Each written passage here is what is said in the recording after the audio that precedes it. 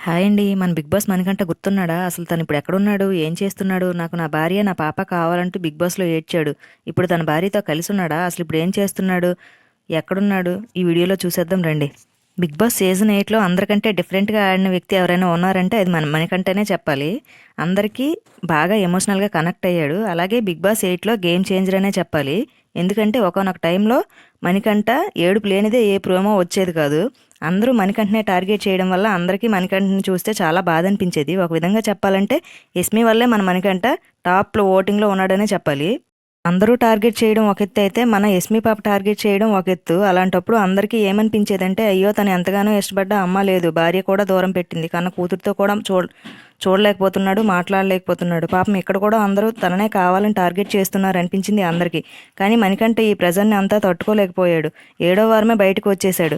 కానీ బిగ్ బాస్‌లో ఉంటే ఖచ్చితంగా టాప్ 2లో గానీ, టాప్ 3లో గానీ ఉండేవాడు. బయట జనం అందరూ అయ్యో! మణికంఠ నువ్వు బిగ్ బాస్‌లోనే ఉండాల్సింది. నిన్ను నీ ఫ్యామిలీతో చూడాలనుకుంటున్నాం. ఫ్యామిలీ వీక్ అప్పుడు నీ వైఫ్, నీ కూతురు వచ్చేవారు కదా! మీరందరూ కలిసి ఉండడం మేము చూడాలనుకుంటున్నాం అనుకుంటున్నారు అందరూ. కానీ మణికంఠ ఏడో వారమే బయటికి వచ్చేసి పెద్ద మిస్టేక్ చేశాడనే చెప్పాలి. కొద్దిగా ప్రెజర్ తట్టుకొని బిగ్ బాస్‌లో ఉంటే ఖచ్చితంగా టాప్ 2లో గానీ, టాప్ 3లో గానీ ఉండేవాడు. మరీ ఎక్కువగా అందరూ ప్రెజర్ పెట్టడం వల్ల తను తట్టుకోలేకపోయాడు. మణికంఠ బిగ్ బాస్‌లో ఉన్నప్పుడు మణికంఠ వైఫ్ అయినటువంటి శ్రీప్రియ గారికైతే చాలామంది మెసేజ్ చేశారు. మీరు మణికంఠ గారిని క్షమించండి, తను చాలా మంచివాడు ప్లీజ్ అంటూ. కానీ ఆవిడ మాత్రం దేనికి రెస్పాండ్ అవ్వలేదు. వీళ్ళిద్దరూ అయితే ఇప్పటివరకు కలవలేదు. ఆవిడ సోషల్ మీడియాలో ఎప్పుడూ యాక్టివ్‌గా ఉంటారు. ఆవిడ మొన్న సంక్రాంతికి కూడా తన కూతురికి భోగిపళ్ళు పోయడం, సంక్రాంతి సెలబ్రేషన్స్ అన్ని పిక్స్ అప్లోడ్ చేశారు. కానీ మణికంఠతో కలిసున్న ఒక్క ఫోటో కూడా లేదు. ఒకరిని ఒకరు అలాగని అన్‌ఫాలో కూడా చేసుకోలేదు అందరిలాగా విడిపోయాక.